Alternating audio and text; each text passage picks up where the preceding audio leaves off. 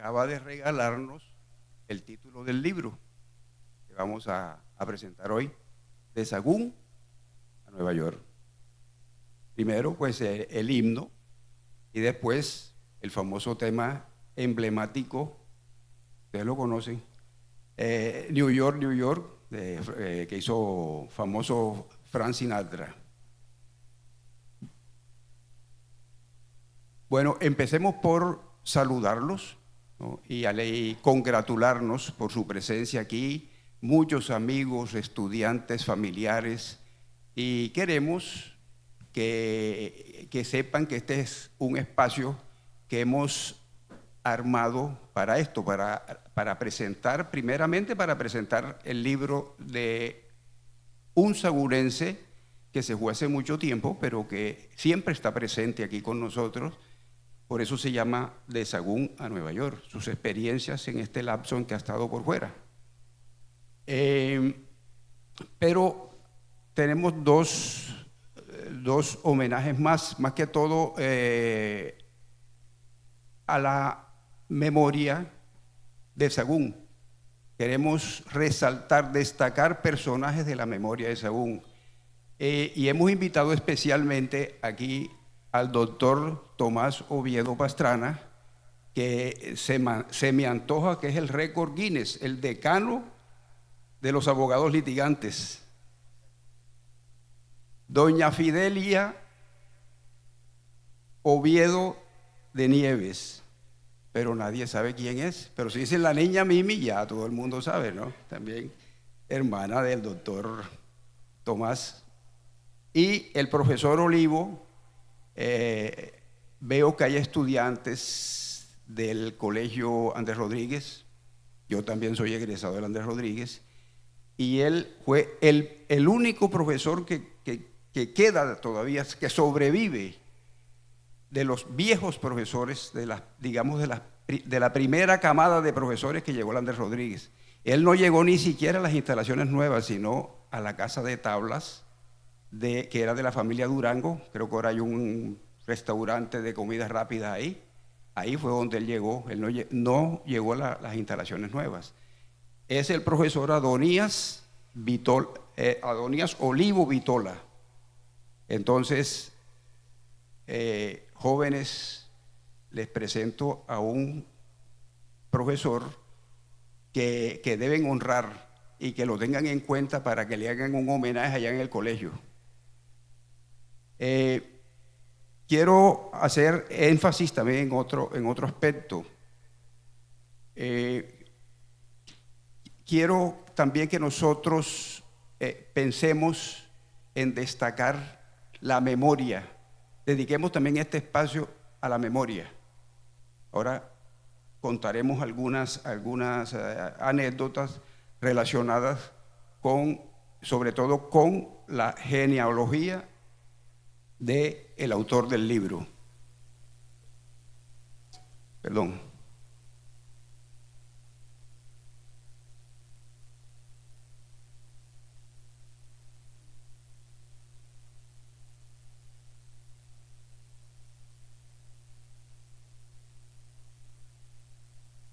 Para iniciar la programación, entonces vamos a empezar por las notas. Por favor, nos ponemos de pie, las notas del himno de Sahagún.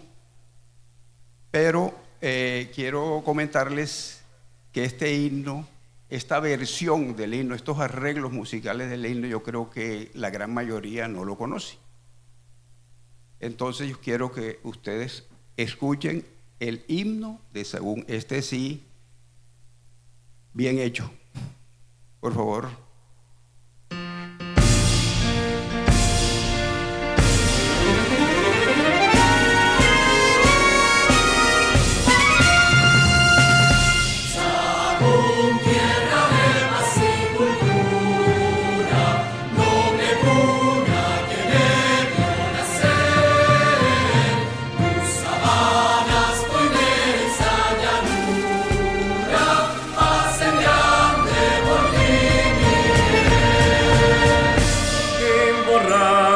Están los recuerdos, mi niñez en tus calles creció, siempre listo a luchar por tu suelo, con la ayuda infinita de Dios. Tu bandera es emblema viviente, estandarte de lucha y tesoro.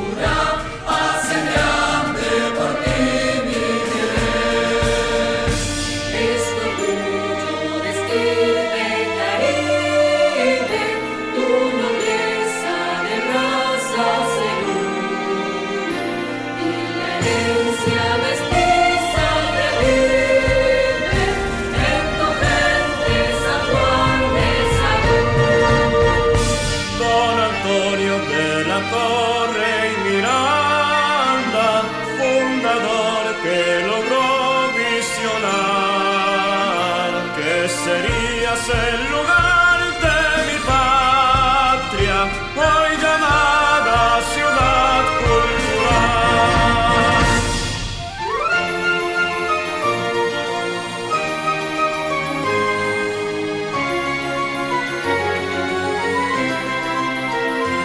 Sagún, tierra de paz y cultura, noble cuna que me vio nacer.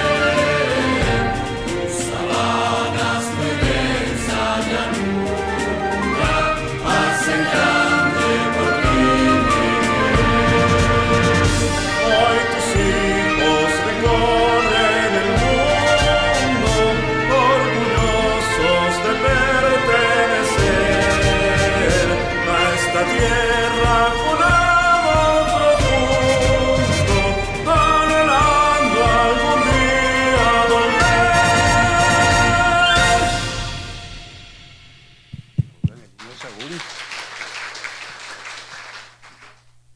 Quiero comentarles que este himno tiene los arreglos musicales del maestro Francisco Zumaque Gómez. Es el único himno de Córdoba que tiene los arreglos de este eminente músico cordobés, gloria de Colombia en la música. Por lo general, los himnos patrios los gestiona pues como debe ser el Estado, ¿no?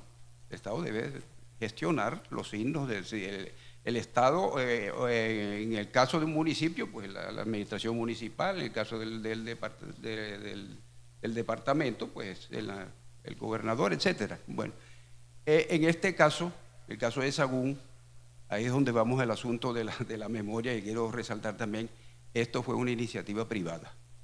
Esto no fue hecho por gestión pública, fue una iniciativa privada. Bueno, yo quiero invitar acá a la mesa al autor del libro de Sagún a Nueva York, el doctor Álvaro Carrascal Cortés.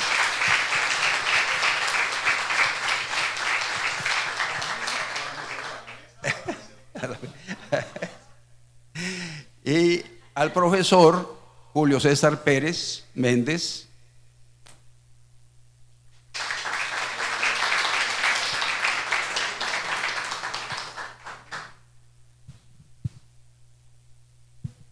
Bueno, en Sagún, usted sabe que en Sagún, en el campo intelectual, nosotros aquí en Sagún siempre pretendemos estar a un nivel un poquito más elevado que en otras partes, ¿no? Entonces voy a permitirme aquí leer la hoja de vida, corta, ¿no? Corta de estos dos personajes. Álvaro Carrascal Cortés médico salubrista y epidemiólogo. Es profesor asistente emérito de la Escuela de Salud Pública de la Universidad del Estado de Nueva York. Egresado del Colegio Andrés Rodríguez B. Estudió medicina en la Universidad Industrial de Santander. Emigró a los Estados Unidos en 1981 y estudió salud pública y epidemiología en la Universidad de Columbia, en Nueva York. Posteriormente hizo un fellowship en gerencia de salud. Durante 28 años trabajó en VIH-Sida, hepatitis, enfermedades de transmisión sexual en el Instituto de Sida del Estado de Nueva York, donde desempeñó los cargos de director de la División de Atención de Salud en VIH y hepatitis y subdirector médico. Durante 6 años fue vicepresidente de control de cáncer de la Sociedad Americana contra el Cáncer. Actualmente colabora con grupos de trabajo sobre aspectos epidemiológicos de cáncer VIH. Ha sido profesor visitante de la Escuela de Salud Pública de la Universidad de Costa Rica y actualmente es profesor visitante de la Pontificia Universidad Javeriana de Cali. Durante 6 años fue vicepresidente de control de cáncer de la Sociedad Americana contra el Cáncer. Actualmente colabora con grupos de trabajo sobre aspectos epidemiológicos de cáncer y VIH. Cumpliendo actividades profesionales, ha visitado México, Canadá, Sudáfrica, Costa Rica y Nicaragua. Además de Colombia, donde fue invitado en múltiples ocasiones al curso internacional de VIH y SIDA, celebrado anualmente en Cali, y presentaciones en Cartagena, Bucaramanga y Manizales. Ha sido profesor visitante de la Escuela de Salud Pública de la Universidad de Costa Rica y actualmente es profesor visitante de la Pontificia Universidad Javeriana de Cali. Un aplauso para el doctor.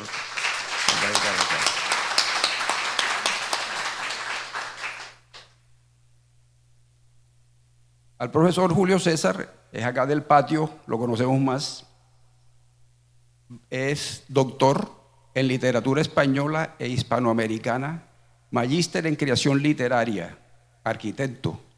Ha trabajado en universidades de los Estados Unidos y Colombia como docente, asesor de tesis e investigador en el campo de los estudios culturales.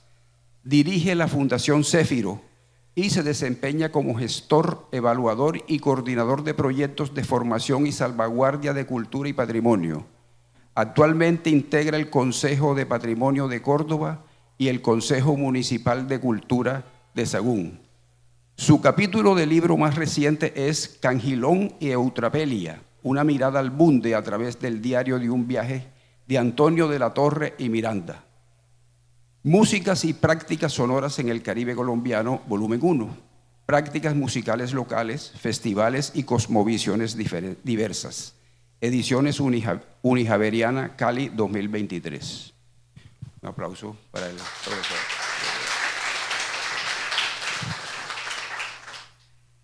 Bueno, entonces iniciemos, maestro Julio, esta charla con el doctor Álvaro Carrascal. Bueno, muy bien, Edgar, muy agradecido. Yo creo que podemos retirar estos micrófonos, ¿verdad? Como para que no interrumpan la visión. Los movemos y estamos más conectados con el público. Bueno, primero que todo, muchas gracias por haberme invitado a conversar con el doctor Carrascal. Y segundo, pues darles la bienvenida a todo el público joven, estudiantil, a todo el público de ciudadanos sagunenses y de otras partes del departamento y del Caribe que nos acompañen el día de hoy. Y sobre todo es un honor, ¿cierto?, para todos nosotros estar acompañados de estos 3 personajes, ¿cierto?, del profesor Olivo, de la niña Mibi, del doctor Toto, que son emblemas de la historia, de la tradición, del patrimonio nuestro. Entonces, una vez más quiero pedir un aplauso especial, emotivo para ellos 3. Bueno, entonces estamos acá frente a un personaje muy destacado, frente al doctor Carrascal. Y el doctor Carrascal nos convoca por varias razones. Primero, es un sagunense que representa muy bien la identidad nuestra, que es una identidad caracterizada por el multiculturalismo, la interdisciplinariedad, la conexión entre lo local y lo universal. Es decir, es un sagunense que ya no es simplemente un sagunense, es un hombre de mundo. Es egresado del Colegio Andrés Rodríguez y eso nos tiene que poner a pensar en el pasado y en el presente. Es parte de una de las familias más notables también del municipio, con una amplia historia y trayectoria. Entonces, yo quisiera comenzar preguntándole al doctor Carrascal sobre el barrio del cual los seres humanos nunca nos mudamos, que es la infancia. Yo quiero que nos cuente un poco cómo fue su infancia en Sagún, cómo era el Sagún de sus primeros años, porque es importante para poder entender su presente, para poder entender su trayectoria, ese primer núcleo formativo. Entonces, ¿cómo fue su infancia en Sagún? ¿Cómo era ese Sagún de sus primeros años? Gracias, Julio César. Bueno, yo recuerdo con mucha nostalgia los años de infancia, adolescencia en Sagún. Pero primero quiero recalcar que la educación empieza en casa. Y mis padres me inculcaron el amor al estudio. Y tuve la inspiración de mi tío, José Daniel Carrascal Corena, el primer médico que estudió en el extranjero, de Sagún, que estudió en el extranjero. Y él estudió en la República Dominicana en 1952 al 58, gracias a la ayuda del doctor Tomás Oviedo, que era su amigo, y le ayudó a escribir la carta de la cual dieron la beca. Entonces, mi tío Daniel Carrascal se hizo médico e influyó en todos nosotros, en mi familia, los 6 miembros de la familia, 6 hermanos. De esos 3 fuimos médicos. Una bacterióloga, mi hermana que está en el fondo. Y mi tío tuvo 2 hijas en Puerto Rico. Él se fue para Puerto Rico después de terminar en la República Dominicana, hizo cirugía general en Puerto Rico. Tuvo 2 hijas, una de las cuales es pediatra, infectóloga. Y ahora tenemos 2 sobrinos, pediatra y médico general, que se acaban de graduar en Medellín. Así que son 7 médicos de la familia Carrascal, dada el ejemplo,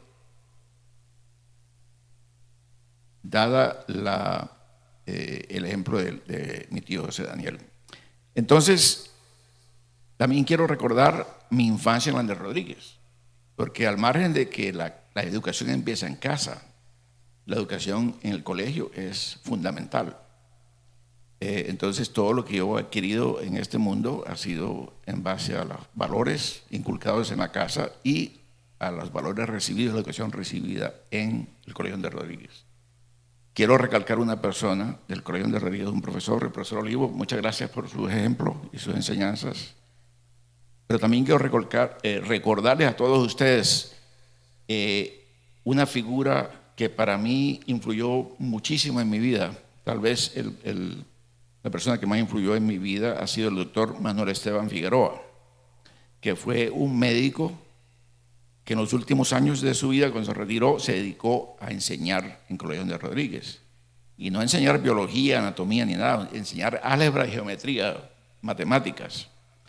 Y él fue la persona que más me inspiró e influyó en mi vida, retrospectivamente viendo las cosas desde ese punto de vista, ¿no? De manera que lo que he logrado tiene su origen en Sagún.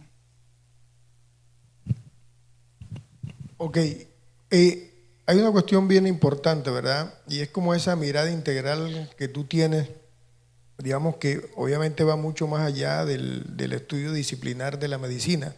Pero entonces ahí es importante saber cómo en tu juventud, por lo menos, te formaste como lector, porque es evidente que tú eres un gran lector. ¿Cómo te formaste como lector? ¿Qué personas incidieron para esa formación? ¿Y cuáles libros posiblemente en esa juventud temprana pudieron influir en tu vida y en la manera de concebir el mundo? Bueno, sí, yo en general, dentro del promedio en Sagún, de Sagún en el tiempo, yo estaba por encima del promedio en términos de mis lecturas. Y siempre fui un lector consagrado, ¿no? Yo no diría que hubo un libro en sí que me influyó más que los otros, pero siempre tuve una pasión por la lectura también, obviamente determinada por la dedicación de mis padres en asegurarnos que nosotros estuviéramos leyendo y aprendiendo, ¿no? La lectura es fundamental. Sin lectura no existe nada. El conocimiento, las destrezas, ese approach, ese enfoque multidisciplinario que ahora el doctor Julio César son basados en la lectura. Pero a pesar de que yo era por encima del promedio aquí en Sagún y digamos que en Colombia también cuando yo estaba en la universidad, yo me fui para Estados Unidos a los 29 años de edad. Y en los primeros 5 años llegué con una determinación de conocer esa cultura, adaptarme a esa cultura, hablar bien el inglés, etc. Desde el primer día que llegué, empecé a comprar el New York Times, el mejor periódico en inglés del mundo, y lo leía todos los días de frente a la parte de atrás, y todavía lo sigo leyendo. Y quiero enfatizar que en los primeros 5 años que viví en Estados Unidos, en Nueva York, bajo circunstancias duras, leí en 5 años más en inglés que lo que leí en 29 años de vida aquí en Colombia en español. De manera que hay que leer, nunca es tarde para empezar a leer. Y lo que haya leído usted no es suficiente, hay que seguir leyendo más y más. Ok, pero ¿tú recuerdas algún libro en especial, así en la juventud, o alguna lectura que te haya motivado, que te haya inspirado? No, la verdad no tengo ningún libro en particular que me haya motivado, etc. Muchos libros leí, pero no, ninguno en particular. Ok, mencionaste también la figura de tu papá, ¿no? Tu papá don Eusebio, tu mamá la señora Enriqueta. Yo creo que es muy importante, ¿cierto?, la construcción de esos lazos filiales en la formación de la persona, ya tú lo dijiste, pero quiero que nos recuerdes algunos aspectos importantes, cosas que ellos te hayan dicho en algún momento de la vida que para ti hayan sido fundamentales, que te hayan dicho, o el ejemplo también. Yo obviamente tengo mucha más información del señor Eusebio, ¿no? Y incluso alcancé a conocerlo. Es un personaje interesantísimo. Bueno, yo creo que lo más importante, en general, pienso yo que no es solamente lo que tus padres te digan, es lo que tus padres hagan, porque tú vas a seguir el ejemplo de ellos. El papá te puede decir, no tomes alcohol, etcétera, pero si él toma, o sea, es un mensaje contradictorio. Entonces, lo principal mensaje que recibí en mi casa fue el valor de la educación, que se tiene que estudiar. Usted tiene que estudiar y tiene que estar bien en sus estudios. Entonces, en relación al mensaje, mi papá no quería que tomáramos tampoco, pero él tampoco tomaba, de manera que había consistencia en su mensaje. La otra cosa es la honestidad. Mi papá trabajaba independientemente como radiotécnico y no estaba envuelto en líos ni nada de esas cosas. Entonces también su actitud honesta y de constancia en lo que él se proponía, ¿no? De verdad que tiene que haber consistencia entre el mensaje que se da como padres y los actos. Yo creo que mis hijos salieron inteligentes de pronto a los Carrascal. Ellos son apellidos Villalba Carrascal, mi esposa es Villalba Carrascal. Una vez hablando con don Eusebio, con Edgar, él nos dijo que posiblemente era primo segundo de don Roque Carrascal, de allá de los placeres de don Gabriel. Cuéntanos un poco sobre la genealogía, a ti que te gusta mucho el tema de la historia. Sí, me encanta la historia, me encantan muchas de las humanidades, disciplinas de las humanidades. Pero en cuanto a la historia y esa pregunta en particular, yo he investigado mucho.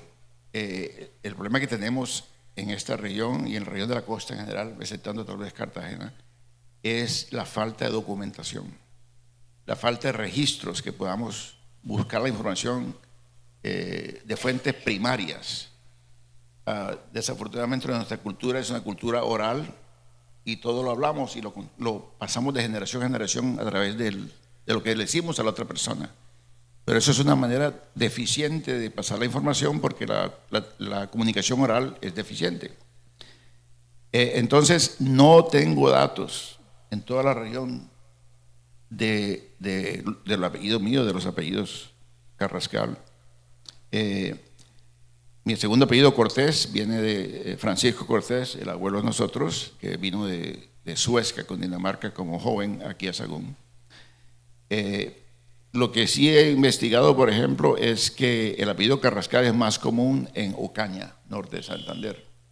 Yo estudié medicina en Bucaramanga y en ese entonces yo veía que el directorio telefónico de Ocaña tenía 5 páginas, un directorio pequeñito, pero 5 páginas de puro Carrascal. Investigando he encontrado que el primer Carrascal que llegó a Ocaña se llamaba Juan Carrascal y Casquete, era un militar español que llegó a Ocaña en 1630, 1640 y se casó con la hija de un encomendero, Juana Bonilla, y empezaron a tener hijos allí. De manera que yo pienso que el apellido nuestro viene de Ocaña, norte de Santander. Perfecto, a mí me suena que ese apellido posiblemente tenga alguna conexión con el País Vasco, bueno, por la fuerza que tiene sí, posiblemente. Pero Edgar quiere complementarnos acá, que Edgar tiene más información sobre esa parte genealógica. Sí, gracias, Julio. No, yo quería hacer mención de un personaje que hoy es el día que creo yo conveniente para que lo conozcan bien y que vean cuánto debemos valorarlo. Se trata de perdón, y paso para allá. Este personaje que está aquí es don Eusebio Carrascal, el papá del doctor Álvaro. Bueno, a mediados del siglo pasado hubo una migración, digamos, de gente, de cachacos, como decimos, cachacos para acá, se venían para la sabana porque este era un territorio muy, muy rico. Y construcción de carreteras, que el tabaco en ovejas, que había mucha movilidad de la gente. Entre esos vino mi abuelo también, ¿no? Y de San Pues, repito, la gente se movilizaba mucho entre diferentes pueblos, siempre buscando oportunidades de mejorar su modo de vida. Entonces, de San Pues, don José Carrascal se vino, así como se vino mi abuelo, a aventurar, a buscar. Y aquí se casó con doña Lilia Corena, aquí en Sagún. Don José y doña Lilia tuvieron 2 hijos, que fueron don Eusebio y José Daniel Carrascal Corena. Estoy hablando de los hijos de don José y doña Lilia. Don Eusebio, esto me tocó ver yo siempre he sido también como un poquito buscador de historias, ¿no? Le pregunté a él en alguna ocasión, me dijo que él había querido ser aviador, pero que no tenía cómo estudiar aviación. Entonces, algún día le llegó un folleto, algo así que sale en los periódicos, ¿ves?, sobre radiotécnica, ¿no? Y dice, bueno, voy a estudiar esto, ¿ves? Por correspondencia. Estudió radiotécnica por correspondencia y resultó siendo entonces el primer radiotécnico que tuvo Sagún. Resulta que don Eusebio, pues él es radiotécnico, el único que había aquí en Sagún, y él hacía todos las radiolas, bueno, no existían radiolas, tocadiscos, picó, todo eso. El único que podía reparar eso era él, ¿no? Porque era el único que sabía. Interconexiones, bueno, todo lo referente a la electrónica.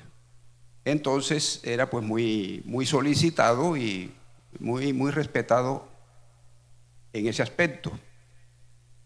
Y su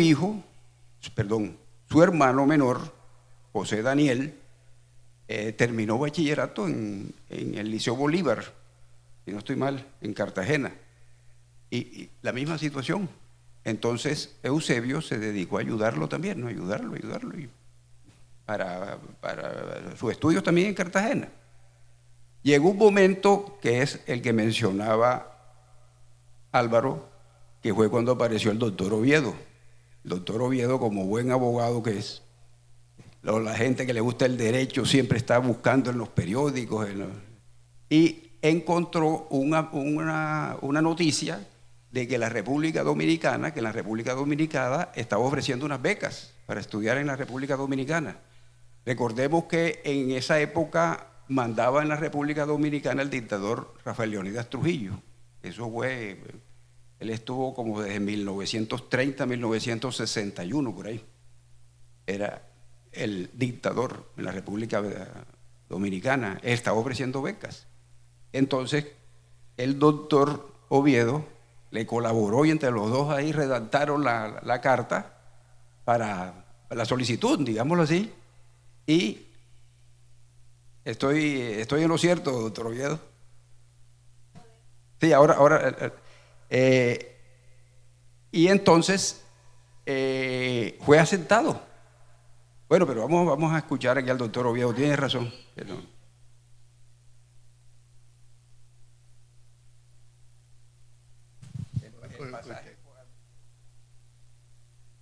¿Ah? Salió en el periódico para las becas. Al hermano del doctor. Yo recuerdo eso porque él me pidió, yo le llamé, yo vi en un periódico que había becas para estudiar medicina. Yo le informé y entonces pasamos una carta. Redactamos una carta y le vino el aviso de que él era uno de los favorecidos con esa beca. Así estudió él. Después nos encontramos muchas veces aquí en Sagún cuando él venía, siempre recordábamos eso cuando él se inició en ese estudio. Ok. Muchas gracias, doctor. Muy bien. Bueno, magnífico. Retomamos acá, Edgar. Permítame un segundo, te falta un pedacito. Bueno, eso hizo sus estudios y entonces doña Lilia, pues como madre agradecida, ¿no? Pues por supuesto, estaba muy agradecida con ese gesto que había tenido el generalísimo Trujillo, ¿no? Entonces habló con don Pedro Caldera, que es el autor de la música del himno de Sagún. Él escribía y le solicitó que le escribiera una canción de agradecimiento al general Trujillo para mandársela. Entonces don Pedro escribió un pasillo que se llamaba Gratitud de Madre y se lo mandó. Las noticias que tengo yo, pues, es que la Orquesta Sinfónica de la República Dominicana lo grabó y algún personaje de aquí, pues ya con bastante edad, me dijo que él había alcanzado a ver, como decía él en palabras textuales, el tortón, porque en esa época no existían discos, sino un tortón metálico, donde venía la canción. Pero como nosotros no apreciamos las memorias, y eso no se sabe qué pasó con eso. Y yo no he tenido más noticias de esa canción, de esa grabación. Entonces, eso era lo que yo quería agregar. Perfecto. Entonces, claro, gracias a esa inspiración, entonces usted comienza sus estudios de medicina. Gracias a esa inspiración usted comienza sus estudios de medicina. Y eso es importante también porque hay un primer cambio, una primera transformación, que tiene que ver con que el muchacho formado en un pueblo del Caribe colombiano tiene que trasladarse a una región distinta, a una universidad muy exigente. Entonces, vamos a hablar un poquito sobre esos años en la Universidad Industrial de Santander y su formación como médico. Bueno, gracias. O sea, eso me pone a pensar en cómo uno nace en un entorno cultural y cuando se traslada a otro contexto, pues la cantidad de cambios que tienen que hacer para adaptarse al nuevo ambiente, tienen que aprender a comer algo diferente, el vocabulario cambia, aprender cómo se dicen las cosas en cierta... Entonces hubo ese proceso de adaptación allá, ¿no? En la UIS, pues a mí me fue bien. Yo no era el mejor estudiante porque no estudiaba. Yo hacía un esfuerzo pequeño y tenía muy buenos resultados, entonces no me esforzaba porque me sentía, ¿no? Era de la cabeza del pelotón, pero no era el puntero, pero era de la cabeza del pelotón. Entonces me acuerdo que mi papá, aunque no estaba económicamente demasiado boyante, él quería pagarnos la educación a todos. Yo en los últimos 2 años tomé una beca de Ecopetrol, en parte por mi rendimiento académico, y eso ayudó en algo. Pero después de eso, y para conseguir con el tema este de cambiar de entorno y cómo tiene que adaptarse a un nuevo entorno, de ahí de Bucaramanga me fui para Pereira a hacer el internado en Pereira, y ahí viví 6 años, 7 años, 5, 6 años. De nuevo, un nuevo cambio cultural dentro de Colombia, pero obviamente hay diferentes culturas en Colombia, patrones culturales en Colombia. Y luego también estuve 1 año en la Universidad de Cartagena haciendo neurocirugía, y hubo otro cambio que tiene que adaptarse, venir de Pereira, la zona paisa, a Cartagena. Me retiré al año por cuestiones económicas, volví a Pereira y de ahí salí a Nueva York, que fue el cambio cultural más fuerte, más impactante, sí. Okay, todos esos cambios para mí son muy interesantes desde el punto de vista antropológico, ¿verdad? Cómo el ser humano, en la medida en que va cambiando de territorio, en que va cambiando de situación, digamos, pasando de una situación económica dura a una situación económica más o menos boyante, eso te va generando una gran capacidad de adaptación. Pero eso lo explica la antropología, pero desde el punto de vista, por ejemplo, de la medicina, de la neurociencia y demás, ¿cuál es la importancia de eso, digamos, de esos cambios y cómo esos cambios inciden en la adaptación y en la flexibilidad para poder entender el mundo? Bueno, sin lugar a dudas, por ejemplo, para ser más específicos, hablando de antropología, hay una área que se llama antropología médica, que estudia el contexto cultural, la medicina dentro del contexto cultural. Y cito dos aspectos de esto. A pesar de ejercer medicina en un hospital en Bucaramanga, por ejemplo, usted lo pasa a un hospital en Pereira, y algunos términos que usan en Pereira no son los mismos que Bucaramanga. O sea, terminología médica diferente, ¿no?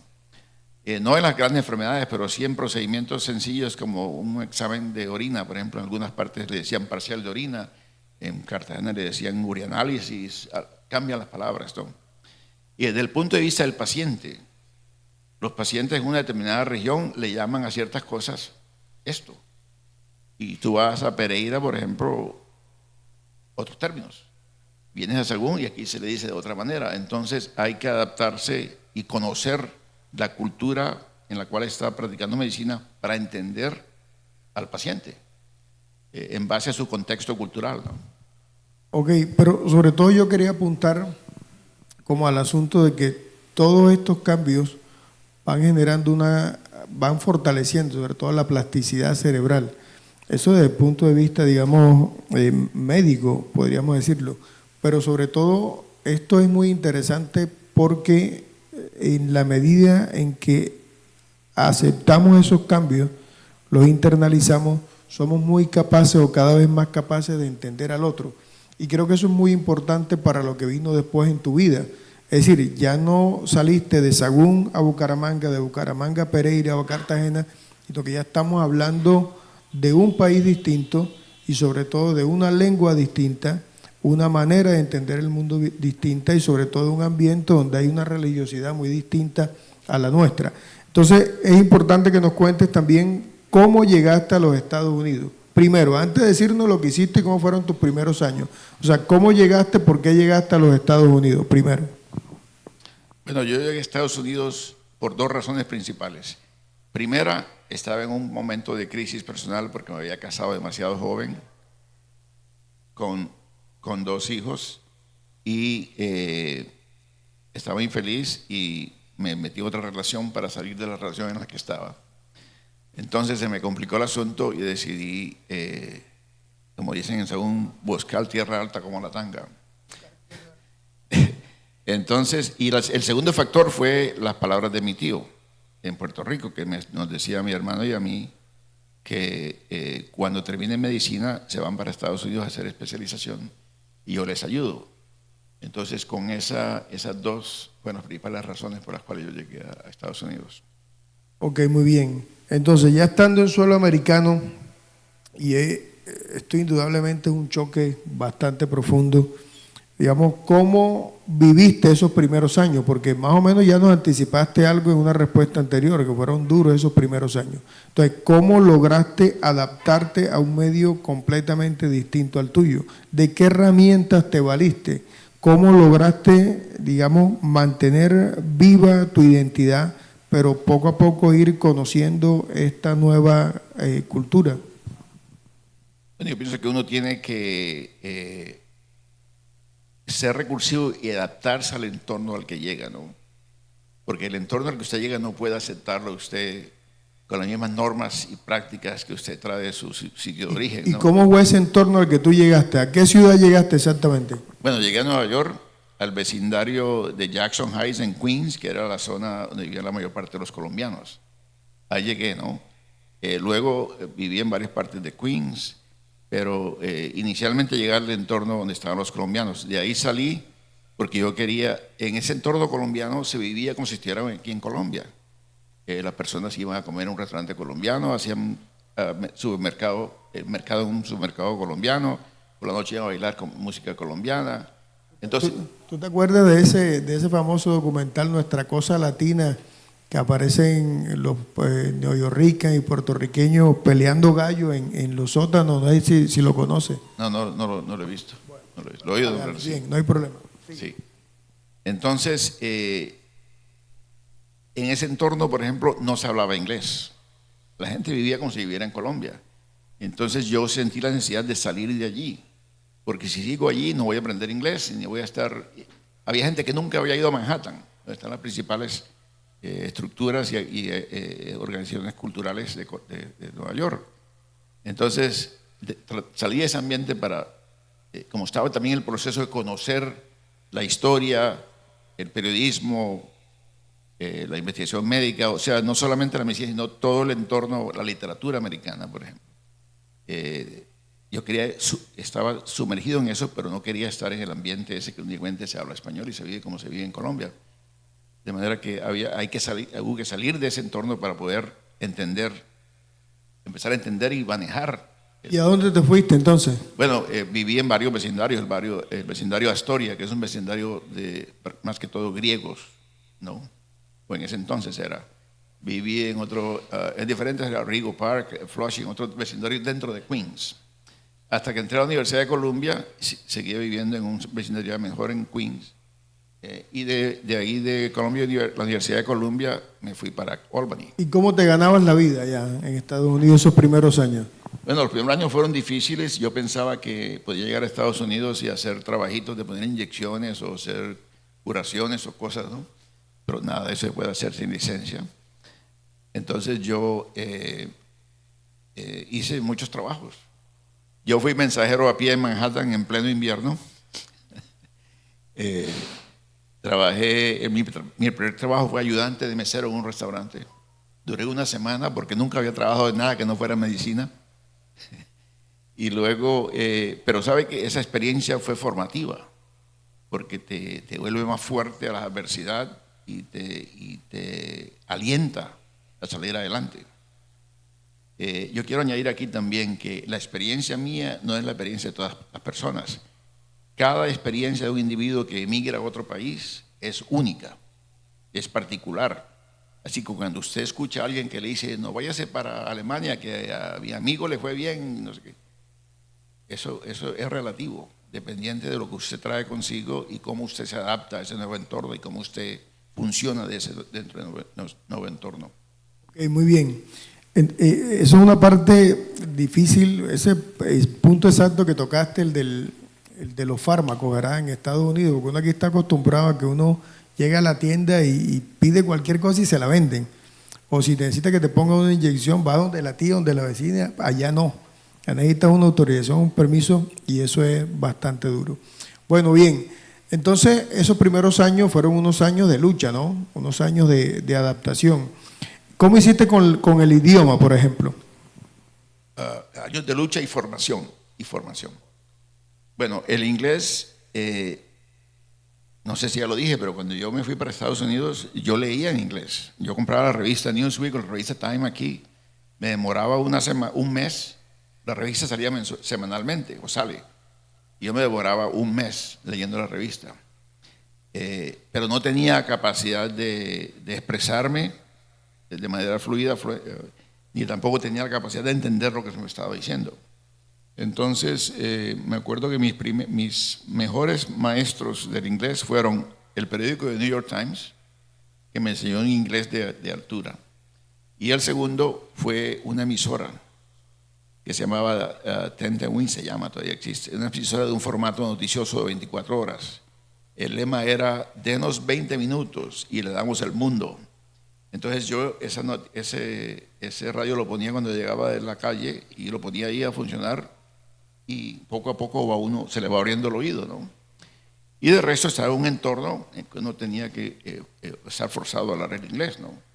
Como yo estaba leyendo muchísimo, pues se me hizo bastante, no digamos que fácil, pero se le facilita el aprendizaje por lo que uno le dedica al idioma. Correcto, claro, de todos modos, digamos, ya la experiencia tuya como lector, que tú, claro, tú dices muy bien, ¿no? De pronto estaba por encima del promedio acá, no tanto allá, pero de todos modos es una experiencia que te formó y te nutrió bastante y facilitó el proceso de lecturabilidad en inglés, ¿cierto? Perdón, déjame añadir algo.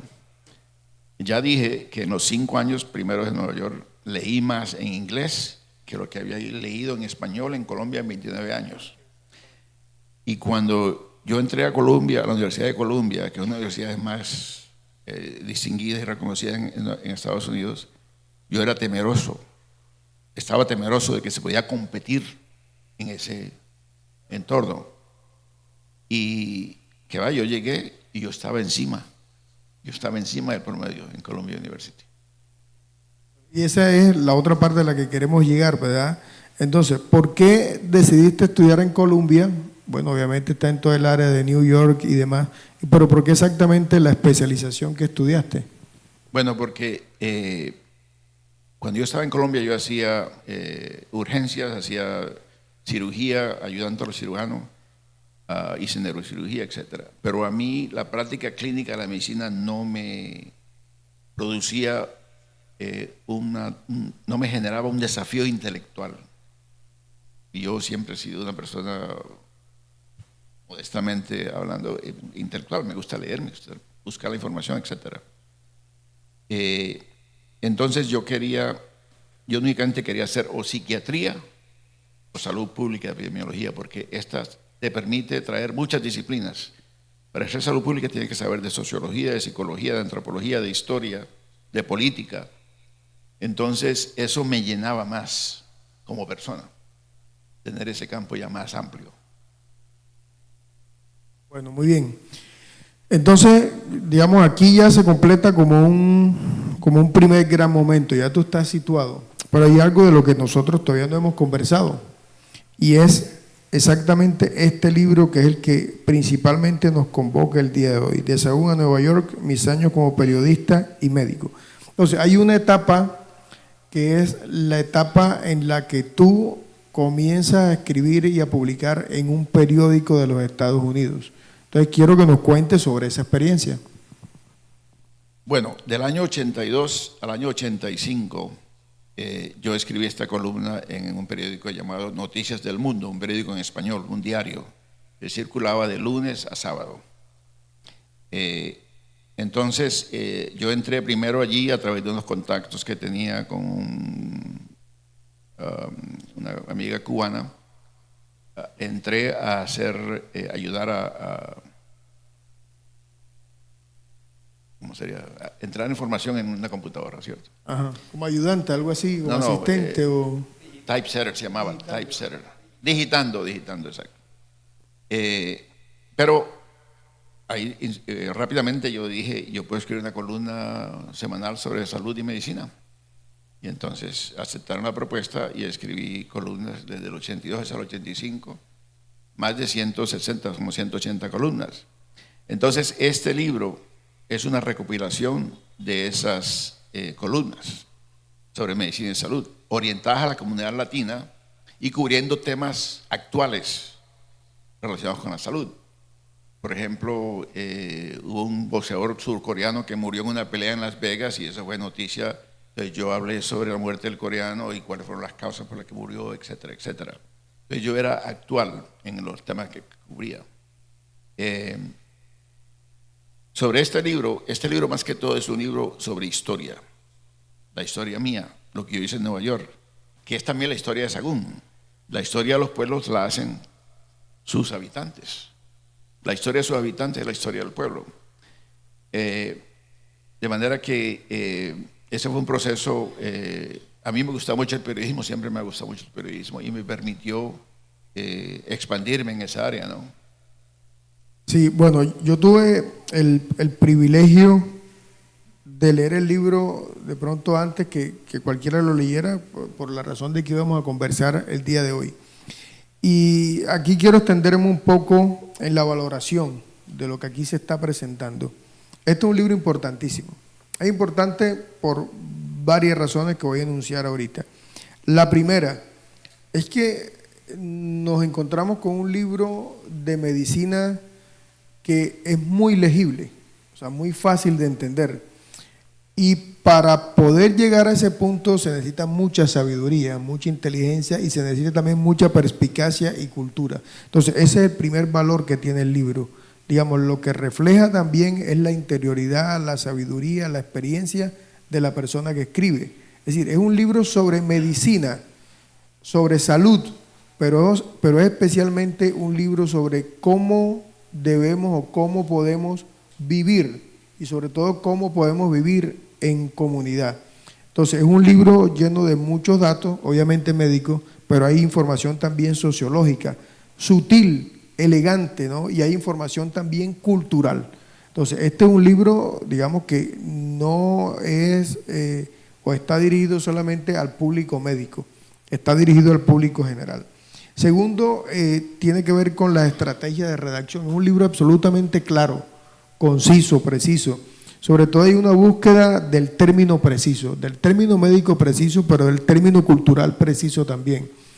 Las oraciones son cortas y con un manejo exquisito de la puntuación. O sea, un libro, una serie de textos que están completamente, digamos, editados y que permiten que cualquier persona, un joven, un adulto, de cualquier condición social puede entender lo que aquí se está enunciando y en ese sentido se cumple la intención comunicativa, porque hay personas que siendo muy inteligentes escriben de una manera farragosa, entonces no se logra, digamos, el cumplir con el ciclo de la comunicación, es decir, emisor, canal, receptor, etc. Y lo otro que es muy valioso en este libro es que está principalmente dirigido al público hispano. Entonces aquí nosotros podemos conocer cualquier cantidad de situaciones en torno al mundo hispano, pero también, digamos, porque sobre todo la manera como el mundo hispano se inserta en ese gran mundo o en esa serie de mundos que configuran a los Estados Unidos. Entonces, cómo viven, qué comen, cómo habitan, cuáles son sus preocupaciones, cuáles son sus sueños, cuáles son sus pérdidas, dónde están sus duelos. Entonces, esto es un libro que transmite también ese elemento, digamos, subcultural. Y obviamente, en la medida en que nosotros vemos una traza que va desde el 82 hasta el 85, con todas estas sumas, digamos, de elementos sociológicos, antropológicos, médicos, etcétera, es un libro de un gran valor histórico. Entonces, cuéntanos un poco de cómo concebiste para este momento este libro. Digamos, ¿cuáles artículos desechaste? ¿Por qué decidiste incluir algunos? ¿Decidiste cambiar algunas miradas? ¿Cómo viste tu pasado? ¿Cómo el hombre de este siglo XXI vio al hombre de finales del siglo XX? Bueno, antes de contestar la pregunta, un poquito de contexto, sobre todo para la gente joven, los estudiantes que están aquí. Estamos hablando del año 82. No habían computadoras de uso personal, no había internet, no había páginas web. Inteligencia artificial. No había inteligencia artificial. Entonces, para yo escribir estos artículos, informarme y documentarme, yo tenía que ir a la biblioteca de la ciudad de Nueva York y solicitar la revista de la semana pasada, la revista Llama, las principales revistas médicas. Necesitaba consultar los libros, etc. Yo duraba 3, 4 horas diarias ahí en la universidad haciendo la investigación sobre determinado tema. Y luego me iba al periódico a escribir el artículo, ¿no? De manera que es muy diferente a hoy día, en el cual tienen ustedes una abundancia de información en sus manos, mucha de la cual, a propósito, es incorrecta. La mayoría de la información, o una buena proporción de la información que ustedes ven a través de redes sociales, etcétera, o en las páginas web, son incorrectas. Así que siempre lean información con una mente inquisitiva y con sospechas sobre la veracidad de lo que utiliza. Entonces, volviendo al cuento de por qué este libro, cada página que salía, yo la cortaba y la guardaba en un folder, ¿no? En una carpeta. Y cuando me fui para la ciudad de Albany, donde yo resido, Albany es la capital del estado de Nueva York, allá la sede del gobierno, me la llevé en una caja. Y esa caja estuvo en el sótano de mi casa por 30 años, algo así, más o menos. Hasta hace unos 2 años, en el cual yo la vi abajo y la subí a mi primer piso y empecé a ver los artículos y a digitalizarlos, tomarle fotos, convertirlos en archivos PDF. Y ahí se me ocurrió la idea del libro. Pero lo que está en el libro no son todas mis columnas, porque muchas columnas yo no guardé la página. Entonces, no están todas las columnas que yo hice. Hay muchísimas columnas, pero no son todas. Pero lo que más determinó que me decidiera hacer el libro es que yo empecé a buscar entonces en el mundo cibernético, en las páginas web, en la biblioteca del Congreso de los Estados Unidos, en la biblioteca de la ciudad de Nueva York y todos los archivos de periodismo en español de Estados Unidos. No hay ninguna evidencia de este periódico, ningún récord, ningún registro. De manera que se me ocurrió a mí, si no hacía un libro, todo esto se perdía. Todo esto se perdía. De manera que el principal motivo del libro fue documentar la historia, mi historia. Por eso me dediqué a hacer el libro. Bueno, vamos a terminar este ciclo de conversación para que podamos darle paso a las intervenciones, a las preguntas del público. Y quiero terminar con otros aspectos que son parte, digamos, de tu rica vitalidad, de toda tu diversidad intelectual. Y es que, por un lado, a ti te gusta mucho la historia, pero sobre todo te gusta la historia de la gastronomía, ¿cierto? Y por otro lado, te gusta también la historia local. Tú has averiguado varias cosas, lo hemos conversado en algún momento sobre la historia de Sahún. Entonces quiero que nos comentes un poco sobre esas dos facetas, ¿no? ¿Por qué la gastronomía es tan importante en tu vida y por qué la historia local sigue siendo tan relevante para ti? Bueno, en cuanto a la gastronomía, cuando yo era un niño, mi mamá decía que yo iba a la cocina y se veía que estaban haciendo dulce de leche, por ejemplo, algo que me gustara a mí, yo salía a la cocina silbando. Siempre me gustó la comida. Entonces,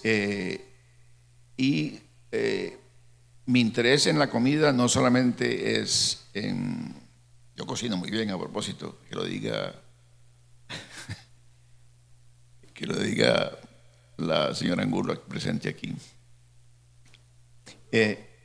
Rochi, Sí, me dio una laguna ahí, con el nombre de Rochi. Pero me ha gustado principalmente, me gusta la historia y la antropología de la comida. La historia porque es importante ver por qué comemos lo que comemos, de dónde viene lo que comemos. Y el aspecto antropológico es el contexto cultural de la comida, porque la comida significa una cosa en un entorno y otra cosa en otro entorno. Estaba leyendo una novela de Plinio Puloyo Mendoza, allá en Estados Unidos, en el cual él describía en París la gente tomando café, ¿no? Y describía la taza de café en una porcelana muy fina y el café humeando y la gente tomando su café y hablando, ¿no? Entonces yo enseguida me comparé eso con cómo se toma café en Estados Unidos. Se toma café, usted va caminando, entra ahí a Starbucks, cualquier sitio, coge un vasito de papel desechable y se va por la calle y sigue corriendo uno tomando el café. Entonces son dos experiencias completamente diferentes, determinadas por el entorno cultural del manejo de los alimentos. Entonces sí, la historia y la antropología de los alimentos siempre me ha gustado, pero no es solamente eso. En este momento estoy dedicado a estudiar arqueología, cómo la sociedad, las civilizaciones que nos preceden vivieron, en qué circunstancias vivieron. He estado en Turquía muchas veces, en Egipto, en Morocco, viendo las ruinas, lo que queda de esas civilizaciones, y leo mucho sobre eso. Y nosotros tenemos una visión muy miópica del mundo en que vivimos. Nosotros pensamos que siempre vamos a seguir siendo así lo que somos. Es posible que en 2 siglos, 3 siglos no estemos aquí, o no esté este estilo de vida que conocemos hoy, no exista, ¿no? De manera que vivimos un mundo frágil, cambiante, y que va a seguir cambiando y que ha cambiado a través de los siglos y siglos de existencia que él tiene el ser humano. Y sobre la historia de Sahagún, ¿te acuerdas que intercambiamos algunos mensajes sobre una revista en la que aparecía información y demás?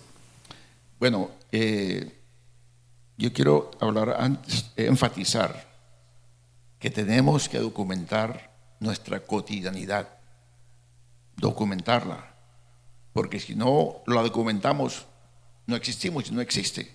Entonces, aquí en Sahagún tenemos una gran escasez de documentación primaria. Hay, no sé quién dice, escribió en el libro que ese término viene de tal parte, o que ese señor hizo esto y esto y esto. Pero si usted no tiene eso documentado en una fuente primaria, es posible que no haya sido así, ¿no? Entonces, por ejemplo, el contexto de la fundación de Sahagún. La gente tiene la impresión de que el fundador de Sahagún, en un acto benévolo y generoso, fundó a Sahagún. No, él vino con un mandato, él era un militar, vino con un mandato de la corona a reorganizar administrativamente estas áreas, porque la colonia estaba en crisis económica, Cartagena particularmente, y se habían venido esclavos huyéndole a la esclavitud, y se habían mezclado esclavos ya con blancos, y esos mulatos vinieron para esta área que eran selvas. Entonces había todos estos grupos de personas que vivían de manera aislada en diferentes partes, que vivían de lo que sembraban ahí, de lo poquito que sembraban, y el mandato a este individuo fue de que reorganizara eso para empezar a colectar impuestos y para que la religión se impusiera en esta gente, que de acuerdo a ellos, esta gente vivía, de acuerdo a los españoles, vivían en pecado allí, y arrochelados era el término que se usaba. Entonces eran rochelas, decían los españoles. Arrochelado era un término despectivo de gente que vivían en concomidato, o bueno, etc. Entonces pues, yo usaba el término para degradar más a las personas, ¿no? Entonces ese contexto es importante entender, y no únicamente tragar entero, ¿no? Exacto, fíjate que ahora hay una polémica con el Ministerio de Cultura porque el ministro actual, digamos, no ha cedido a la celebración de los 500 años de Santa Marta, pero eso tiene sus matices también. Es decir, él lo que dice es que no podemos centrarnos solamente en el asunto de darle relieve a la presencia española, porque vamos, también hay que darle relevancia a las otras culturas o comunidades que preexistentes antes de la llegada de los españoles que estaban acá y cómo ellos también contribuyeron a eso. Y esa es la discusión que tenemos hoy en día sobre la fecha de la fundación de Sahagún, que se celebra el 12 de junio, pero que en realidad, digamos, la fecha histórica es el 7, pero 7 de diciembre del 75, pero no nos interesa esa fecha para homenajear, llevarle flores a Antonio de la Torre y Miranda, sino para reflexionar sobre nuestros orígenes y sobre la presencia de él, que mal que nos pese, digamos, participó en el proceso, pero también, por ejemplo, con sus sirvientes, Julián Marcotti, con las otras comunidades que, por ejemplo, de Palenque o de Carranzó. Siempre hemos pensado que solamente de Palenque, la gente que vino a fundar a Sahagún, y también vino gente de Carranzó y de otras cancheras, dice Antonio de la Torre en su libro. Entonces, toda esa gente hay que reconocerle, digamos, que aceptaron asentarse aquí y que aceptaron crecer aquí. Y de esa manera nosotros estamos hoy en día discutiendo en este sitio. Volviendo al cuento de la antropología de la comida, la historia de la comida, ¿alguien conoce aquí algo llamado cabecegato? Bueno, el cabezagato en Puerto Rico, ¿cómo se llama? Mofongo. El cabecegato en República Dominicana, ¿cómo se llama? Mangú. Y el cabecegato en la zona afrocolombiana del Pacífico colombiano, ¿cómo se llama? Fufu. Entonces, el fufu es una palabra africana. Esta manera de preparar el cabecegato se llama fufu, se llama fufu. Y se podía hacer con plátano, con yuca o con ñame. De hecho, en el Pacífico colombiano, en esa civilización afrocolombiana, se hace fufu con ñame también. De manera que ahí tenemos nuestras raíces africanas y cómo ha influenciado en lo que hoy comemos aquí. Exactamente. Hay una anécdota, no iba a mencionarla, pero ¿qué tal? No importa, esta es la oportunidad. Hay una anécdota que unió a mucha gente, que por lo menos a mí me unió mucho con Juancho, con Edgar, que fue el asunto del himno de Sahagún. ¿Te acuerdas que el himno de Sahagún, el anterior, la letra era de Cristóbal Miranda, la música era del maestro Pedro Caldera? Y aunque tú y yo, digamos, nos conocemos de hace unos años y seguimos, aunque no a veces no tenemos contacto directo, seguimos en contacto por la vía de Edgar, pero tú por tu cuenta encontraste unas cosas, yo por mi cuenta encontré otras. Y esas cuestiones derivaron en que el himno cambiara. Gracias a la sabia intervención de Juancho se mantuvo la música y la letra cambió. Entonces recuérdanos un poco también esa parte. Bueno, en la década de los 80 vivía en los alrededores de Baltimore, en Nueva York, un médico colombiano, el doctor Gabriel Perdomo, que era otorrinolaringólogo allá. Él era compañero de juventud y de estudios en Cartagena de mi tío José Daniel Carrascal. Entonces, yo sabía el doctor Perdomo a través de referencias de mi tío, pero nos encontramos en Nueva York en el año 83 y yo empecé a visitarlo, éramos como familia. De hecho, mi tío fue allá a Baltimore, nos vimos allá también en la casa del doctor Perdomo. Y una vez, tal vez en el año 86, 87, 88, yo estaba con mi esposa allí visitándolo un fin de semana en su casa y él había venido a Colombia, a Sahagún, y había hecho un video de un evento que hubo aquí, una ceremonia o algo así, en el cual pusieron el himno de Sahagún. Entonces, mi esposa, que es de Costa Rica, cuando vio el himno y vio la letra, dijo, pero esa es la letra de la patriótica costarricense. Y entonces sí, había estrofas que era patriótica.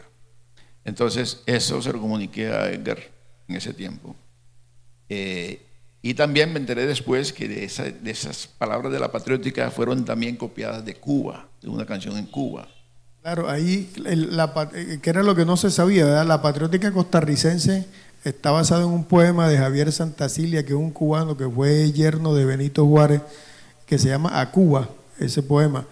Y parte de esos versos eran o estaban en el himno anterior de Sahagún y la otra parte eran del himno de Urrao en Antioquia.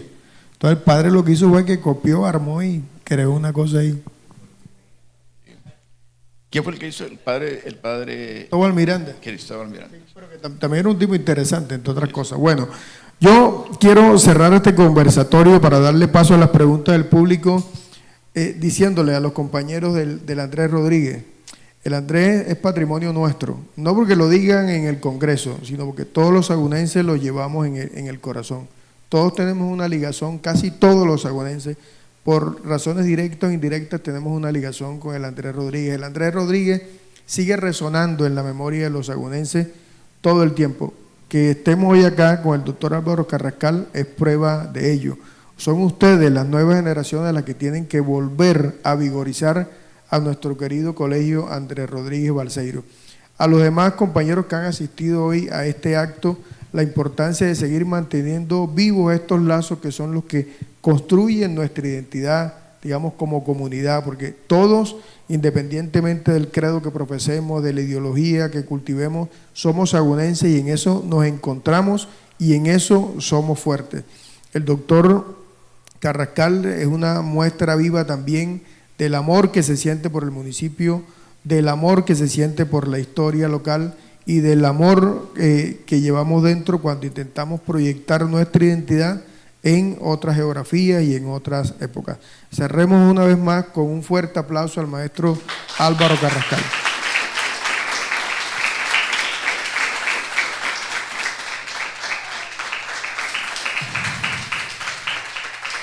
Claro, un aplauso.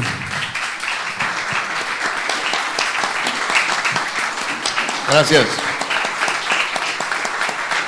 Gracias. Muy bien.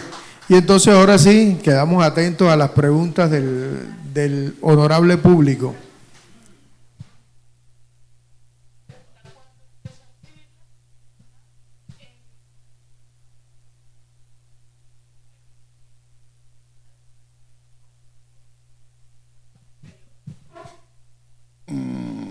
Yo creo que las dos cosas, el periódico me da un salario obviamente, pero a mí me interesaba personalmente perfeccionar, mejorar cada día más mi manera de escribir. Yo tenía un gran compañero que era un periodista mexicano, que todavía somos muy amigos, en el cual él me alentaba y aprendí también mucho de él, de manera que ambas cosas. Gracias. Ok, el joven y el profesor Freddy. Joven, el joven, diga su primero. nombre, levántese y después el profesor Freddy.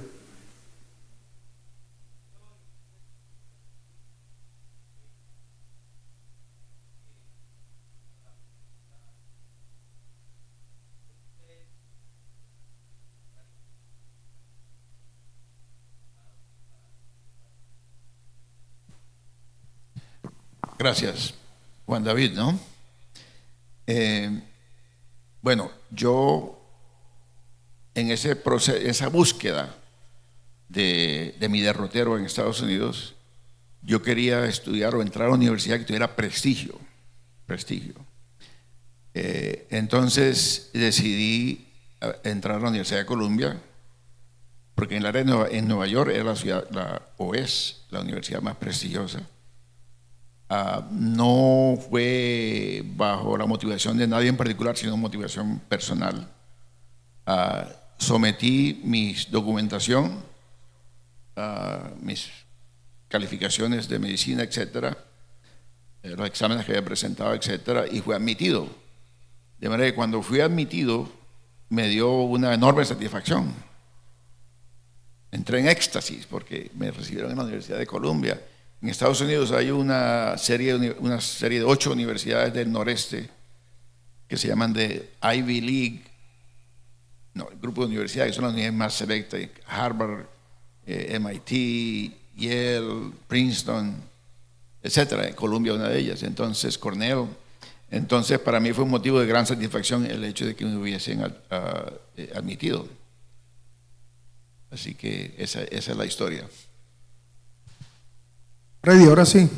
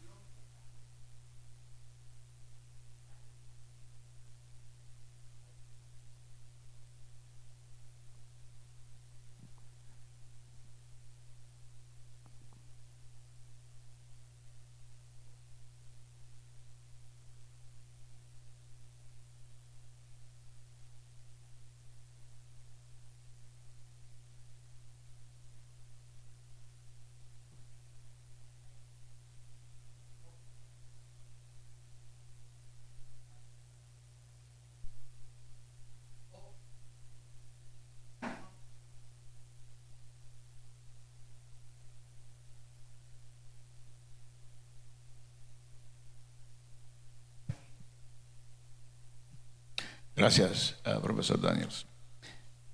Primero que todo,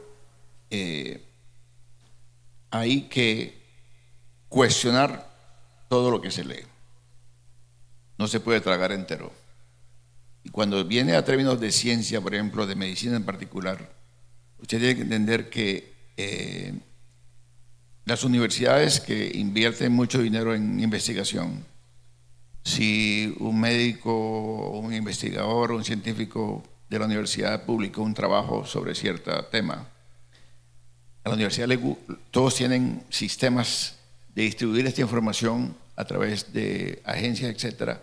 Ellos quieren que ese trabajo sea promovido en las agencias noticiosas y en los periódicos o las emisoras, etcétera, o la televisión, porque eso le genera prestigio a la universidad y le genera posiblemente más dinero, ¿no?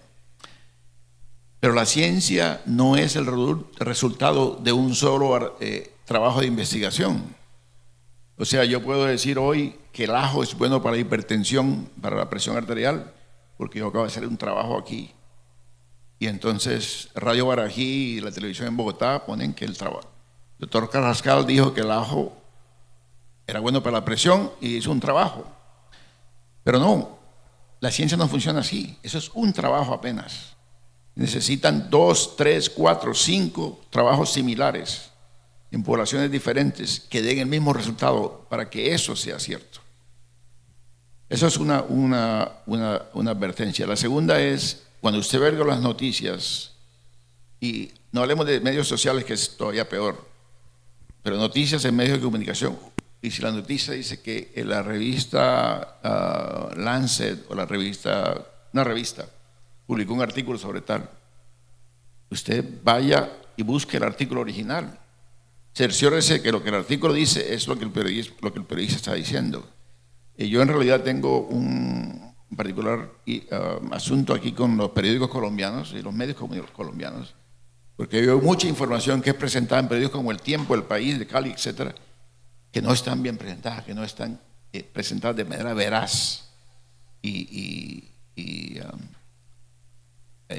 con información fidedigna, ¿no? Entonces es bueno siempre cuestionar lo que uno lee, no tragar entero lo que uno está leyendo. Okay. La señora que está delante de Freddy pidió la palabra. Hola, y ahora sí. Hernán y ahora el profesor Hermes. ¿Usted había pedido la palabra?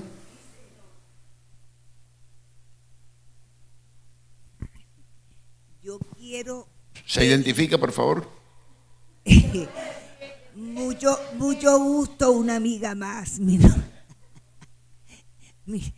Doctor, yo quisiera que usted de aquí, de estos estudiantes, sacara hoy unos futuros emigrantes para Estados Unidos, para cualquier parte del mundo, y que dentro de un tiempo ellos estén aquí para nosotros hacerles un homenaje, sea un libro, de cualquier otra forma. Motívelos a que salgan del pueblo. Es mi petición, yo no sé si ellos quieran salir.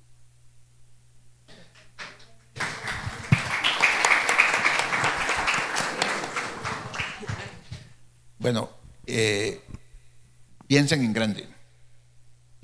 grande, sueñen con algo grande. Nada en la vida es fácil. Si quiere hacer cosas correctas y lograr llegar a una posición de reconocimiento y prestigio, tiene que trabajar fuerte, duro. Una cosa que carecemos en nuestro entorno es disciplina. Hay que ser disciplinados. Si usted se propone estudiar alemán, usted tiene que ser disciplinado con ese estudio. Los aliento a que aprendan otro idioma, porque otro idioma le abre más puertas. El mundo no termina en Bogotá ni en Cartagena.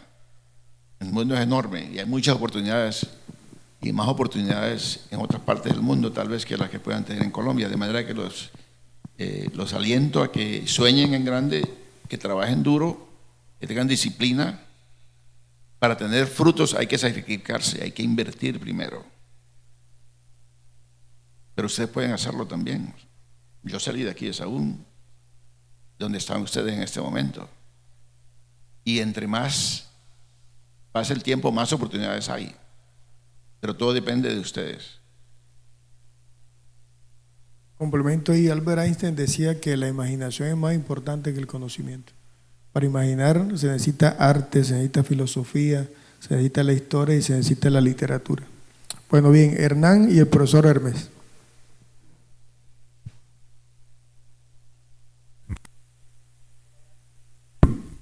Mi nombre es Hernán Cortés.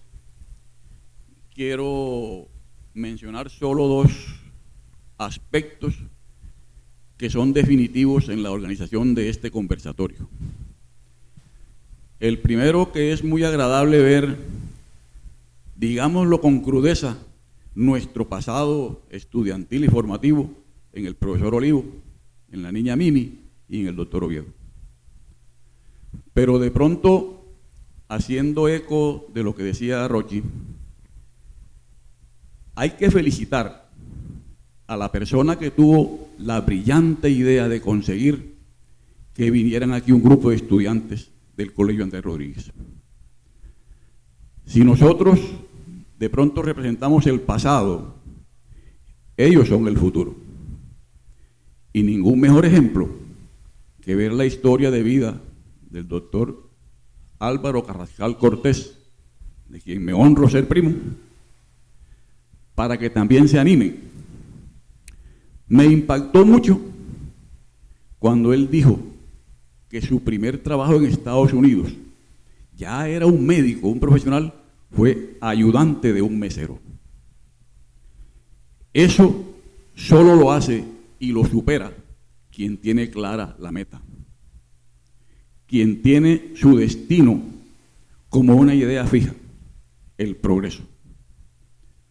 Felicitaciones a los organizadores del evento, porque también nos permitió recordar en público, y para estos muchachos que no saben de nuestra historia, la figura de don Eusebio Carrascal, que fue un pionero. Gracias. Gracias. Bien, profesor Hermes pidió la palabra.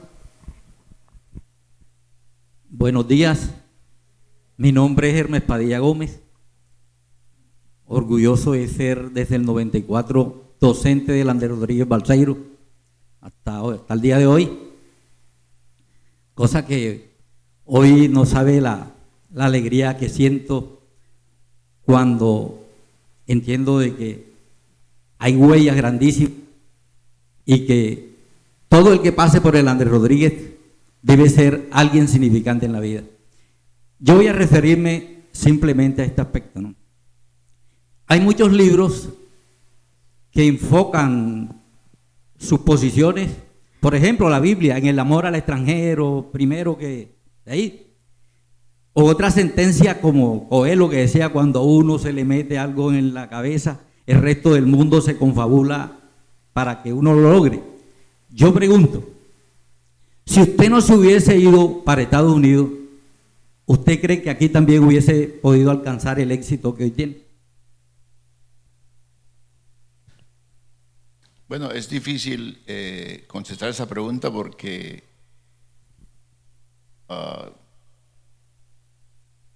seguimos una ruta y uno puede cuestionarse si hubiera cogido para acá o si hubiera cogido para acá, ¿qué hubiera pasado conmigo? Es difícil saber qué pasó, ¿no? Entiendo que el contexto de la pregunta son las dificultades que uno enfrenta aquí, y las oportunidades limitadas, etcétera. Pero posiblemente no hubiera llegado donde he llegado si me hubiera quedado en Colombia. Tal vez sí, no sé, es difícil contestar la pregunta en términos concretos, ¿no? Gracias. Gracias, doctor. Yo quería hacer un anuncio. Este libro sobre la historia nuestra, mi historia, no va a ser el único. Ahí hay otro libro que viene en camino de un sajonense ilustre que está compilando la historia de su apellido. El doctor Hernando Lyons, que vive en Detroit, Michigan, es un pediatra gastroenterólogo está trabajando en un libro sobre el origen del apellido Lyons. Hernando y yo somos, Nando pues y yo somos somos familia básicamente. Estamos hablando 2 o 3 veces por semana. Y como me interesa la historia, la documentación, etcétera, siempre él comparte conmigo los hallazgos que él hace en Francia cuando sus visitas al pueblo donde vienen sus raíces. De manera que en el próximo año o el siguiente año ese libro va a estar disponible también sobre la historia de una familia distinguida de Sahagún y la historia de Sahagún. Así que espérenlo. Viene en camino. Pregunta, doctor Guillermo Hoyos.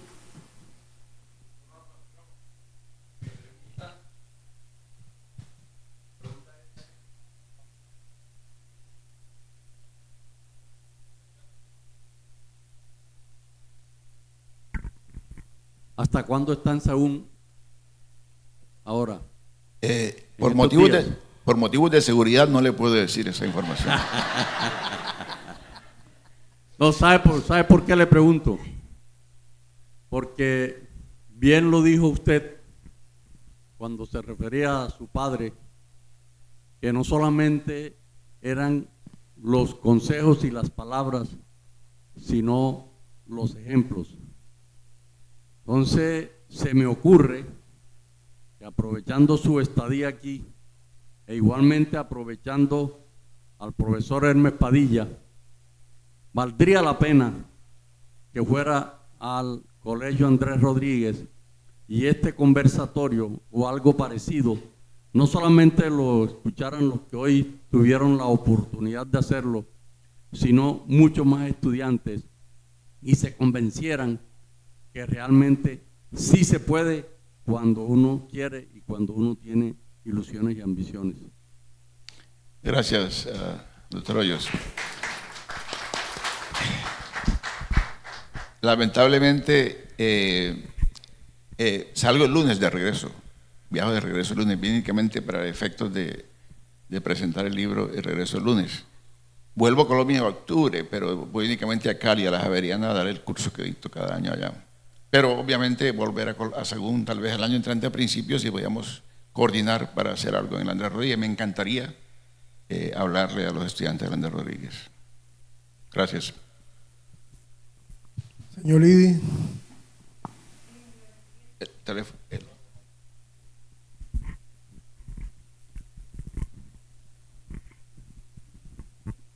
Bueno, mi aporte, quiero decirles algo.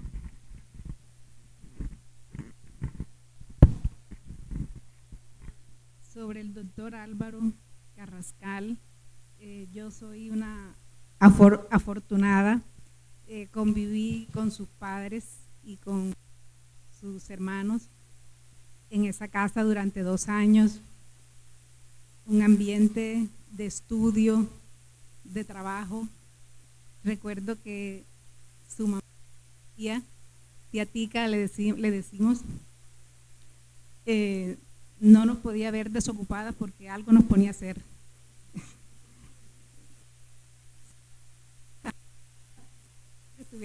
Para que lo cosiéramos haciendo. Bueno, él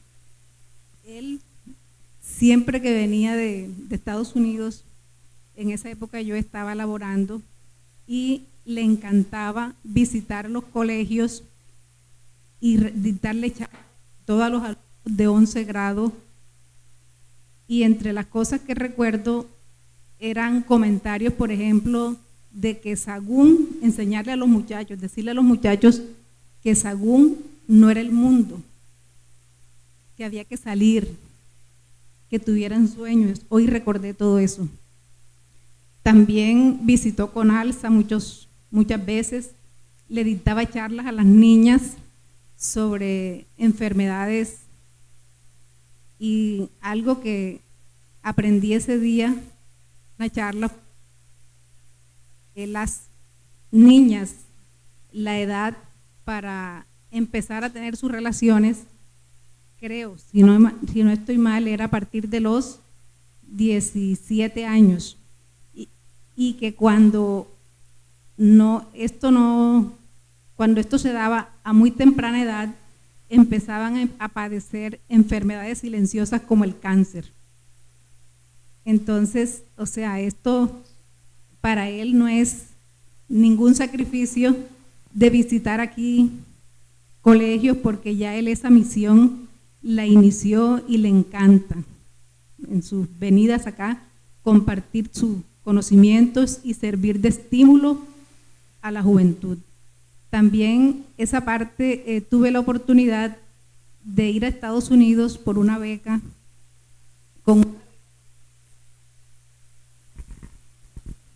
y la distancia donde yo estaba de él era como de Sagún a Barranquilla, y él supo que yo estaba allá y se dirigió a buscarme. Pues el tiempo que yo tenía libre era solo el sábado y el domingo, porque los demás días estábamos estudiando, y se fue el sábado a buscarme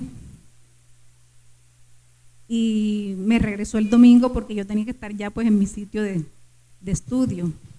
Y durante todo ese viaje me expresaba la emoción que sentía de que era el primer familiar de él que lo visitaba allá en Estados Unidos. Entonces, esa calidad como ser humano, me dijo que iba a cocinar para mí y así lo hizo.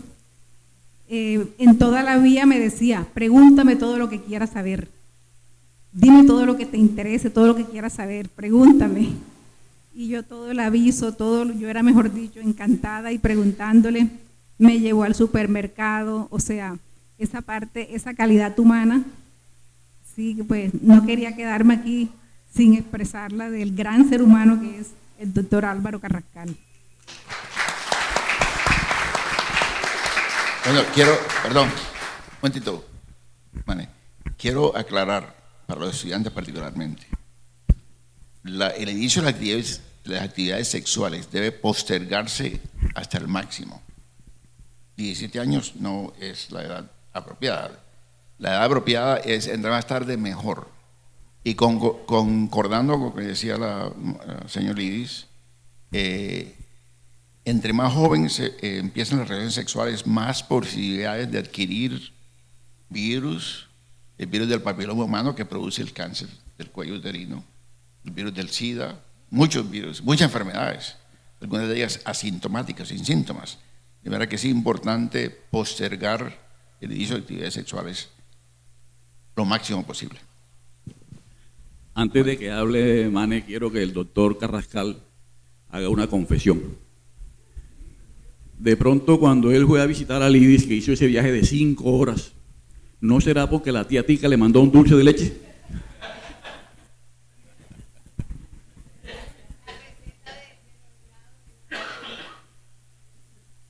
A mí me satisface mucho cuando nombran el colegio Andrés Rodríguez. El colegio Andrés Rodríguez B, sus orígenes, quiénes fueron las personas que hicieron todo lo humanamente posible para crear el Andrés Rodríguez. Que una de las cualidades del colegio Andrés Rodríguez era que ahí todos éramos estudiantes, ahí no había estratos. Todos eran iguales. Todos los compañeros, me recuerdo de Fidel Otero, Manuel Miranda, Germán Aldana, ¿no? Todos éramos iguales allí en el colegio Andrés Rodríguez. Entonces, no se ha mencionado a esa persona que fue casi que el fundador del colegio. Eso es una historia larguísima. Lo que quiero es informarle a los jóvenes rodriguistas que lean eso. ¿Cómo llegó el Andrés Rodríguez y por qué llegó el Andrés Rodríguez? ¿Oyó? Porque eso fue una gestión de don Euclides Saldaña. ¿Cierto, doctor? Bueno, ¿por qué él? Porque en esa época él tenía sus influencias políticas y tenía mucho contacto con el gobernador y los diputados, y él se le metió de que Sagún debía tener un colegio de bachillerato. Le decían allá en Montería, que Montería era el otro mundo, que Sagún con un colegio de bachillerato, tú estás loco, Euclides, ¿cómo? Pero él dijo, no, ustedes lo que tienen que hacer la ordenanza y yo consigo los profesores. Ay, la plata, usted no tiene que ver con plata. Yo consigo los profesores. Y acudió a todos los profesionales de Sagún para que fueran a dictar clase gratis a Andrés Rodríguez. ¿Cierto, doctor? ¿Oyó? Entonces, de allí vino, y entonces él manifestaba que la única industria que tenía Sagún era la educación y que había que tener colegios buenos, porque él no quería que su pueblo, Sagún, fuera un pueblo de menesterosos. Yo no sé de dónde salió esa palabra, de menesterosos. Entonces, de allí vino la creación de las hermanas franciscanas por intermedio del doctor Luis Alfonso León, que era en esa época el secretario de Educación de Bolívar. ¿Por qué? Porque él decía que para la época esa había que dignificar la mujer sagunense. Dignificarla en el sentido de arrebatársela al feudalismo de la época. El colegio María Auxiliadora. El colegio, aquí mi vecino, fue porque ya el colegio Andrés Rodríguez con tanto prestigio y tanto, ya nadie tenía que irse para Cartagena, ni siquiera los que tenían podían ir. Entonces comenzábamos a pelear en el Andrés Rodríguez, la entrada al Andrés. Entonces dice, no, aquí hay que hacer un colegio para los que puedan pagar su estudio, que fue el colegio Liceo Sagún. Entonces, cuando dijeron ustedes que iban a hacer un homenaje a esos personajes, ese es uno de los personajes. De manera pues que, ¿no? Sí. Entonces, eso de ahí, y aquí, que la industria de Sagún era la educación, eso lo decía con el pecho alzado, que era la educación, era lo único que tenía Sagún, que era la industria de Sagún. Aquí no hay, porque uno le decía, no, pero es que aquí no hay fábrica. Dice, no, la industria es la educación de Sagún.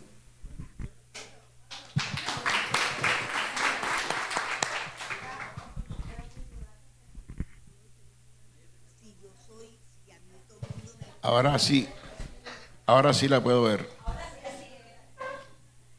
Yo insisto en la juventud y quiero responderle al profesor Hermes. De pronto el doctor Álvaro fue muy prudente para responder eso, que si usted hubiera logrado eso aquí, no lo hubiera logrado. Bueno, puede ser que no llore. Tuve un hermano que es muy amigo de él y que de pronto pueden competir en la lectura, en los libros que han leído y en la cultura de mi hermano. No salió de aquí y no logró sino su satisfacción personal. Pero esos logros no se obtienen aquí. Por eso la juventud, yo sigo pensando en ellos, que luchen, que salgan y que busquen sus sueños, porque en este país no es. Desafortunadamente vivimos, y todo lo sabe, un mundo politiquerío, y eso es lo que cuenta aquí.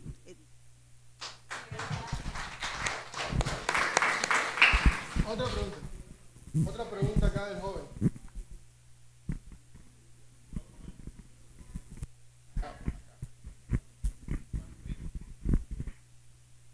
Bueno, yo quiero hacer una pregunta un poquito fuera de contexto. Yo le hago una pregunta a usted. Para usted, ¿qué hace falta aquí en Sagún para que Sagún sea un patrimonio histórico y cultural? Para que esa cultura no se pierda según su perspectiva. Gracias por la pregunta. Obviamente yo llevo 43 años viviendo en Estados Unidos. No estoy informado de la cotidianidad de lo que pasa en Sagún. Pero pienso que es importante, y ya lo dije anteriormente, documentar lo que hacemos, escribir lo que hacemos. lo que usted hace, por ejemplo, usted piensa que eso no tiene ningún valor. No, si existe un récord, un registro de lo que usted hace y lo que usted hizo, eso tiene permanencia. Y a medida que aumentamos la cantidad de trazos, rasgos de nuestra historia que están documentados, se aumenta nuestro bagaje cultural, se genera cambio a largo plazo. De manera que me parece importantísimo, no sé si usted quiere agregar algo a eso, profesor, importante documentar lo que hacemos. Sí, por supuesto. Hay varias maneras de entender el patrimonio. Una manera muy técnica, que es un patrimonio, digamos, legalizado, aceptado por varias instancias, el Consejo Nacional de Patrimonio, en fin. Y hay otro patrimonio que es patrimonio sentido, ¿cierto? Pero para poder forjar ese patrimonio sentido y en algún momento llegar a ese patrimonio legalizado, es importante que el patrimonio se mantenga vivo, y se mantiene vivo a través de la investigación, a través de las publicaciones. Justo lo que está enunciando acá el doctor Carrascal, es que nosotros tenemos que publicar más, ¿cierto? Pero también tenemos que ser capaces de publicar sobre cuestiones que estén asociadas a nuestro pasado, y para eso hay que ir a los archivos, hay que entrevistar personas, hay que ir a los álbumes fotográficos, etcétera. Sahagún tiene una riqueza enorme. Lo que pasa es que muchos no sabemos dónde está esa riqueza, pero en sus manos está que esa situación cambie.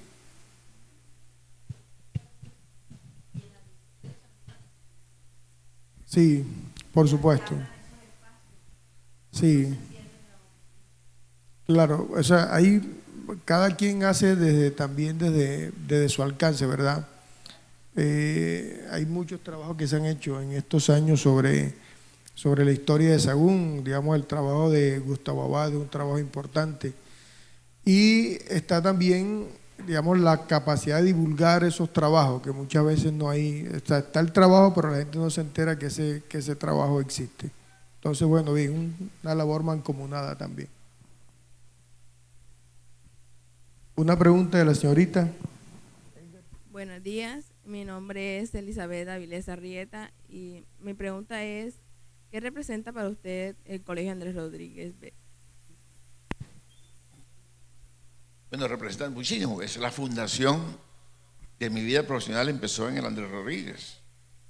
Mencioné al doctor Manuel Esteban Figueroa, que fue rector del Andrés Rodríguez y fue profesor mío y fue una de las personas que más influyó en mi vida, de manera que el Andrés Rodríguez es parte fundamental de lo que yo soy hoy día.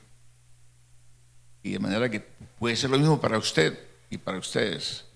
Dentro de 20, 30, 40 años se van a dar cuenta de lo que ustedes aprendieron, lo que ustedes, cómo se formaron en Andrés Rodríguez, tiene la influencia, la importancia, la prestancia que los va a llevar a un nivel más alto. Bueno, si no hay más preguntas, entonces cerramos el ciclo. Muchísimas gracias por la asistencia. También para cerrar, darle o hacerle los reconocimientos del caso al maestro Edgar Cortés, que fue quien lideró todo este proceso. También reconocerle esa actividad. No, yo quiero no solamente agradecerle a Edgar Cortés por organizar todo esto, sino al profesor Julio César por su generosidad en ayudarnos a implementar este evento. Gracias. Un refrigerio, por favor, siéntense.